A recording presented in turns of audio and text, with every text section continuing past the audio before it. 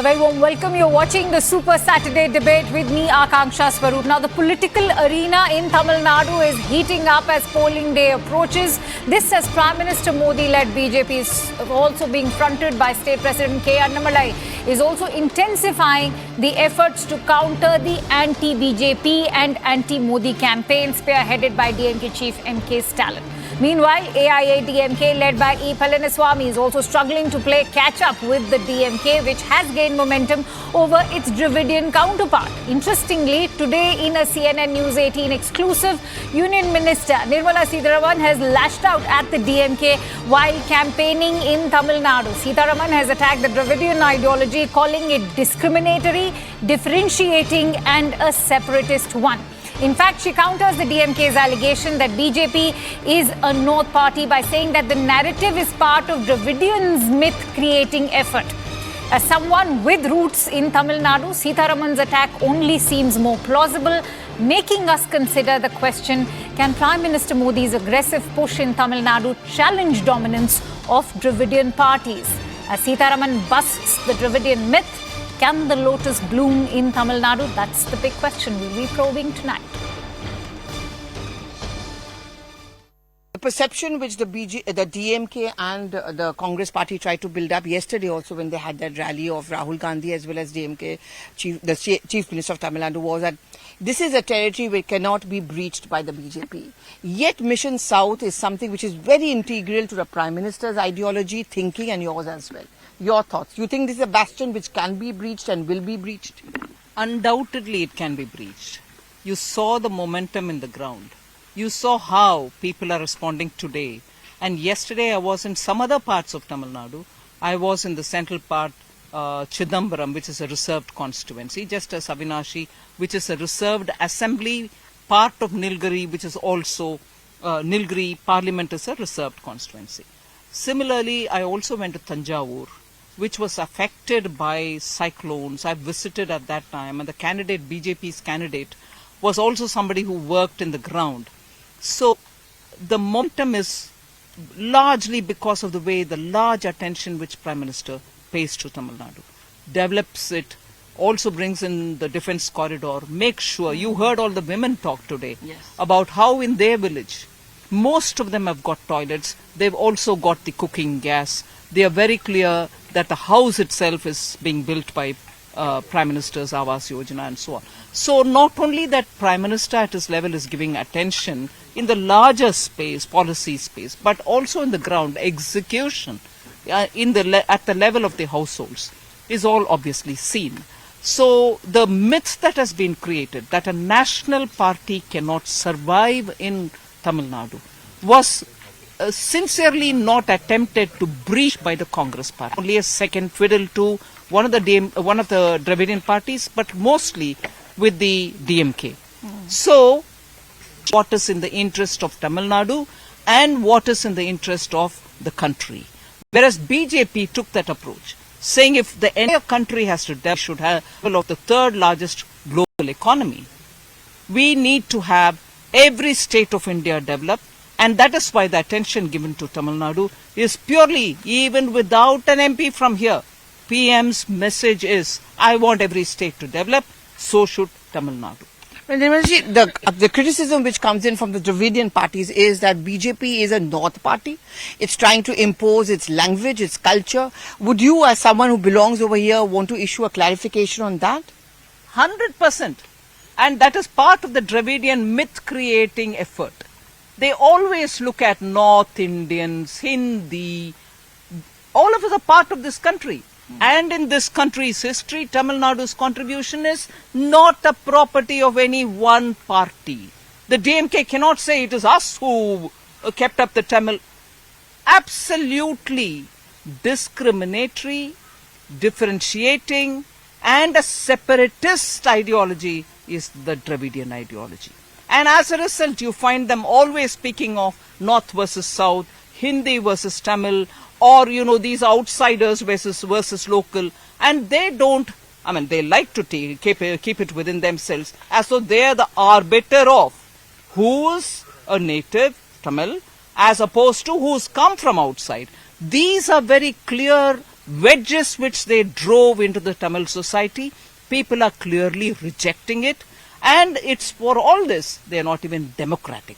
They're highly dynastic. It's only their family which is seen in politics. Common Tamil people are not seen in DMK's politics. All right, so the big question that we are probing tonight is with the finance minister now busting the Dravidian myth. Will the Lotus bloom in Tamil Nadu? Let me now pose that question to our esteemed panelists. Let me introduce them. I'm joined in by Mr. C.R. Kesavan, who is the national spokesperson of the Bharatiya Janata Party.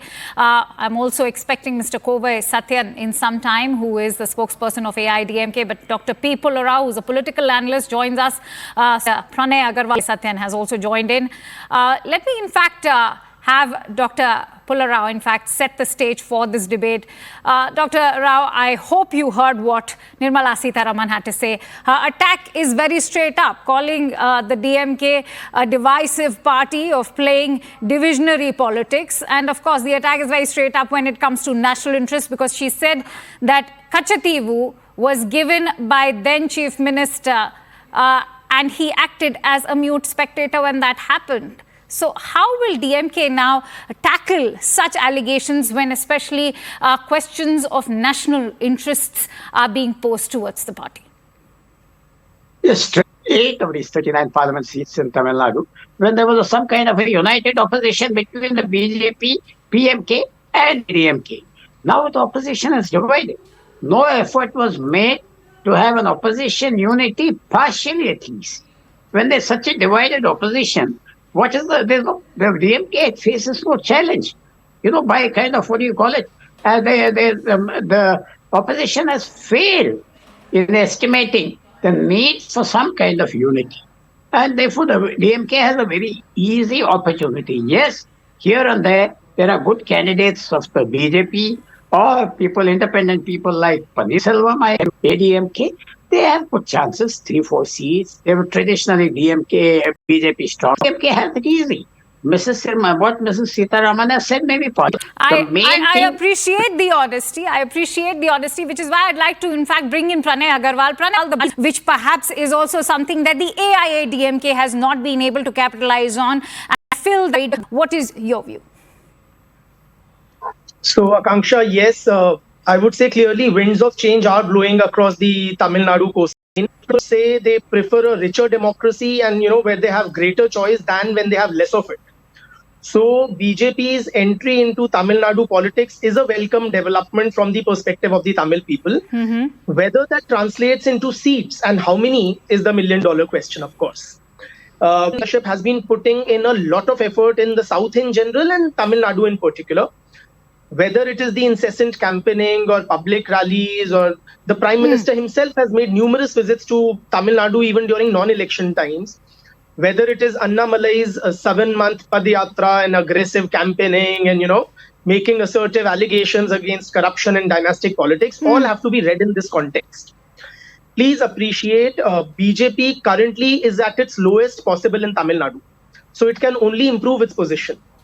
The DMK Congress alliance had swept the Lok Sabha elections in 2019 in Tamil Nadu, despite Modi wave in the rest of the country. All right, fair enough. Right? You made that point. Let me also bring in Kovai Satyan on that note. Kovai, Pranay has made a very valid point. Right now, it's like a blank slate which the BJP is willing to fill. And of course, this is going to be a work in progress if you look at BJP's prospects in Tamil Nadu. But I'd like to refer to what CM Stalin had to say. He's tom-tom this figure of nearly 78 lakh jobs that have been created by the Dravidian model of governance in the past 3 years. He's clearly posed that question, what has the BJP done? What has the AIADMK done? And that's why I want you to tell what is the BJP planning to do? Is the BJP sort of adept enough to replace that template of Dravidian governance with governance of development, with governance of national interest? And what will that governance look like? Let me give a straightforward answer. Absolutely not. Whatever model of development that BJP talks about or BJP boasts about is long achieved in Tamil Nadu by the Dravidian parties. Take any metrics, be it education, healthcare, social development, any metrics you take it, Tamil Nadu leads when it compared to other states. Let me tell you, ma'am, on a war room, all the strategies will look colorful and nice. It will give you a pleasing result after the discussion. But what actually happens on the war field matters most. So BJP's social media strategy, BJP's media strategy may give them the happiness that all is well for them in Tamil Nadu. But on the ground, it is between DMK and AIDMK. I am today in Coimbatore, which is my native. Since the morning, I am only aware that Nirmala Sitharaman is also here by looking at the media. I couldn't even see any momentum on the ground. Since morning 7 o'clock till now, I took a break for this interview. Till now, we are roaming in all the nooks and corners of Coimbatore campaigning with our rally. I couldn't even find any BJP person, or I couldn't find any presence of BJP. Because the fact is that when they do campaign, you go and complain in the police stations. Of course, that's not posed to you. But let me bring in CR Kesavan. When the campaign time is 7 o'clock, when the campaign time is 7 o'clock, I'm running short of time, and I see and you come late CR and say it is my very patiently awaiting his turn. CR Kesavan, please come up with the rebuttal to that, but do talk about how, in fact, Ms. Nirmala Sitharaman is now talking about replacing that divisive I took a break template. From the campaign to attend this debate. At least you'll appreciate the fact I took a break from the campaign to attend Absolutely this debate. appreciate it, but do appreciate the presence. Let me complete my statement. Right, do appreciate. Now, let me complete my statement. I will come back to you. Mr. CR Kesavan is also awaiting his turn. Let him finish what he has to say. This is an ongoing debate. I will give you time. Yes. First thing is, I'll tell you this. People talked about linear growth and, political changes and parties growing. See West Bengal. In 2014, we had 2 seats, and then in 2019, it became 18 seats, and our vote share went to 40%. Similarly, the groundswell of support for the Prime Minister and the BJP is going to be an inflection point in Tamil Nadu, and I'll tell you why. People are talking about growth model in Tamil Nadu. The borrowing is 8.5 lakh crores. The DMK in the last 35 months has borrowed 3.5 lakh crores, riddled with corruption. See the contrast of the Prime Minister Modi ji. These people talk, empty rhetoric of social justice. The Prime Minister has delivered social justice through non-discriminatory delivery of developmental programs worth 11.5 crores. That's staggering. I mean, the people in Tamil Nadu for the first time are seeing, corruption-free governance percolate, and they see an alternative. They are fed up with the politics of the DMK. This misrule, dynastic politics, drug menace, increase in price essentials. They said they'll ban TASMAC. They have, increased the revenue of TASMAC, and it's flooded, the homes of Tamil Nadu with liquor, and the women are suffering. In contrast, see the Prime Minister's model, 2.67 lakh crores has been given to 5.54 crore people in Mudra loans, benefiting women and youth. But CR Kesavan, Stalin has also been very vocal in his attack by saying that he's compared the Prime Minister to a migratory bird. He said that, it's only a season when you see the Prime Minister. Let me counter that, and I'll give you time. He said that, the Prime Minister is like a seasonal migratory bird, that he's only arriving here when the seasons arrive. What is he planning to do? In fact, they've accused the centre of not even shelling out a penny when the floods struck the state. That is because they are rattled by the popularity of the Prime Minister. The DMK and the India Alliance are a pack of vultures who've been circling around the people and sucking them out. And we gave, 1,000 crores for the flood relief. Everybody knows that. Let me just say this. See, the people are seeing the hypocrisy of Rahul Gandhi and Stalin. Yesterday, they were on a stage. They were referring to themselves as brothers. They talked about saving democracy. The same Stalin was put in jail by, Rahul Gandhi's grandmother during emergency. You think people don't understand that? They talk about saving the constitution. Indira Gandhi's emergency subverted. The constitution, amending the preamble and 40 articles. People see through this. And then the biggest part is they say they're coming to save Tamil culture. When the India Alliance and the DMK attacked Sanatana Dharma, all right, why was Rahul Gandhi quiet? They said Sanatana Dharma is AIDS. Why were they quiet? And Sengol, Sengol comes from Adinam's a traditional Shaivite mud. The Congress party disregarded, dishonored, and demeaned it. Put it as a museum. He revived it, brought it back to. You think the people don't see the hypocrisy here? I'll tell you this in conclusion, Akanksha. The people of Tamil Nadu know that Modi ji's guarantee is the vaccine to defeat the DMK virus of misrule and failed politics, and the Lotus will bloom in Tamil Nadu.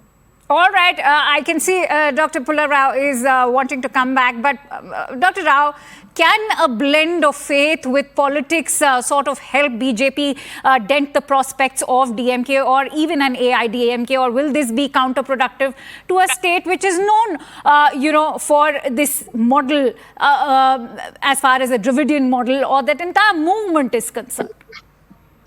You see, the BJP is growing. It will grow slowly if they are active like this for 10, 15 years. In any state like Bengal, I think my friend Mr. Kesavan referred to, they've been working there from 96, 98, consistently working, and then they grow slowly. In Tamil Nadu, they started working 5 years ago. There was a big gap. If they work like this, they will capture new voters. And eventually in 15, 20 years or 10 years, I don't want to mention the time, they'll grow and they'll get seats.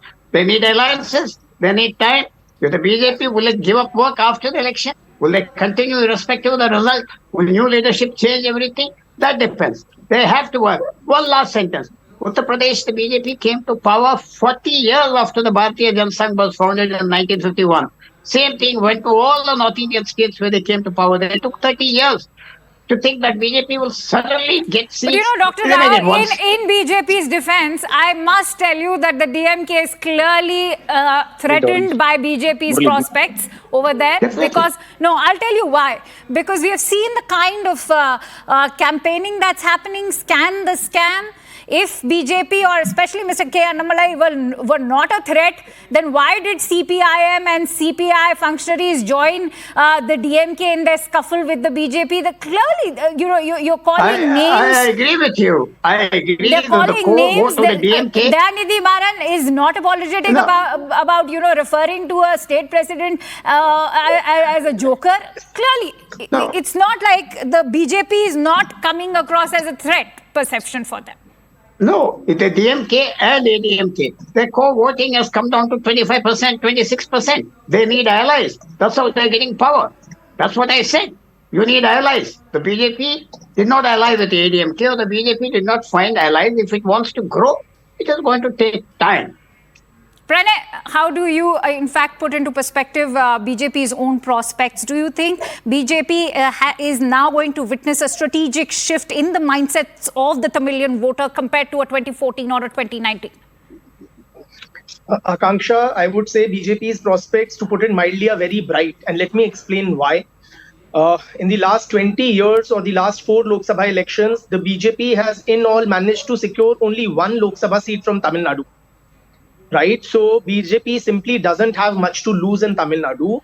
When you are at the bottom, the only way you can go is up. So the BJP bags merely 2 seats out of 39 in Tamil Nadu in these Lok Sabha elections. Annamalai will have something to boast about. In fact, he will receive a pat on the back from Mr. Modi and Shah. And it's not just in digits in terms of vote share in Tamil Nadu, securing anywhere from 8% to 15%. Right, and it is very important for the BJP to breach Tamil Nadu and also neighboring Kerala so that, it can shake off its Hindi heartland North Indian party tag. Earlier, BJP had one major drawback in Tamil Nadu, which was the lack of a strong state-level leadership. And that they have tried to make good by investing in Annamalai. He is likely to attract the votes of youth and those seeking an alternative to the Dravidian parties. Whether crowds at his rallies and Padyatra translate into votes and then votes into seats, that remains to be seen. Absolutely. In fact, C.R. Kesavan, do you think you'll be able to translate that kind of popularity that K. Annamalai seemed to have garnered through that Padyatra? Can that now translate into votes and subsequently into seats? That's a big question. What was lacking so far till 2019? Where is it that the BJP is now trying to make up for that void? See, Mr. Annamalai has been very effective in taking the Prime Minister's politics of development to the grassroots, and his N Makkal Yatra was very successful in doing that. People know that 1.5 lakh crores of road infrastructure, 2,000 kilometers of railway electrification, defense corridor, Kashi Tamil Sangam. See, the Prime Minister has a very special place, for Tamil Nadu, in his heart. And he wants a developed Tamil Nadu to play an important role. And he said it. He said he feels that the women and youth of Tamil Nadu will be the driving force for a Viksit Bharat. So the people of Tamil Nadu realize what corruption-free governance can do for them. They want to play an important role in a developed India. And that is why when they see an alternative alternative, they will definitely come in droves and vote for the Prime Minister. And let me tell you one thing. They were talking about alliances. In 1998, the BJP had won 3 Lok Sabha seats. In 1999, we had 4 Lok Sabha seats. In 2014, we had 19% won 2 Lok Sabha seats. This, I am telling you again, Akanksha, it's an inflection point. And the people of Tamil Nadu will come out and see, and like you rightly said, see the way they are attacking the BJP because they are scared. They are despairing defeat, and the reason they were attacking BJP is because they know we are the forced to contend with, and the people are backing us. And I'm telling you, the more muck and dirt they throw on our leaders, you saw the way Maran attacked Mr. Annamalai. The Prime Minister has said it beautifully. The lotus blooms in dirt and mud. The more abuse and insults they throw at us, the people of Tamil Nadu will rally behind us, and they'll ensure that the BJP and the Lotus will be successful. I'd like to bring in Dr. Rao because Dr. Rao, Kovai Satyam just left the debate, goes on to also indicate on what shaky grounds AIADMK is currently standing. Dr. Rao, is this something that is only aiding the BJP forward? Because Dayanidhi Maran has in fact questioned battle for campaigned enough for their allies candidate because they are an illicit sort of partner to the BJP. How do you react to the AIADMK's own political prospects, especially after Jayalalitha? It stands to the ADMK's advantage if BJP makes headway, because they look forward to the next elections and DMK is their rival. If there is a dent made in the DMK's number of seats that they won 39, whether BJP wins it or OP Pannirselvam, it will aid ADMK. Madras Central was a seat held for many, many times by Dayanidhi Maran. There are some complaints about him. And the other candidate, BJP candidate, is a well-known person. For 20 years, he has been in BJP, etc. And I won't doubt it. If there's some silent understanding or non-understanding, but the ADMK might not feel it's very strong there. ADMK did not get many seats in those cities after Jayalalitha's death. Right. Therefore, there is a silent undercurrent of support. There is no silent understanding. There is a silent undercurrent of support from the people. And Dr. Pularauji, there is a pro-BJP vote. And there is no division in the opposition vote. The people are moving towards the BJP because they see that's the alternative. Okay, I'd like to give Pranay Agarwal the closing thoughts on this. Pranay Agarwal, do you think the DMK citadel is currently under siege? And what is chipping at the fortress? Is it the Bharatiya Janata Party or the FMK, as I can see on my debate also today? Yes, so Akanksha, BJP is the underdog in Tamil Nadu, unlike the rest of the country, and that is to its advantage. BJP is aggressively attacking DMK, but I would say the real target here is the AIADMK. Right? Presently, the BJP is trying to convert it from a triangular contest between DMK, AIADMK and BJP into a bipolar one between DMK and BJP. So BJP wants to pose itself as the principal challenger to DMK. Right? Relegating ADMK to political oblivion. All right. Many thanks to you, gentlemen. With that, I, in fact, would like to arrive upon the conclusion. As they say, no stones are hurled at a fruitless tree. And that also seems to be the case for Prime Minister Modi and Annamalai in Tamil Nadu. Well, we'll know in the days ahead what lies as far as Tamil Nadu's future is concerned. And with that, it's a quick wrap from my end on this Saturday debate. Thank you so much for watching.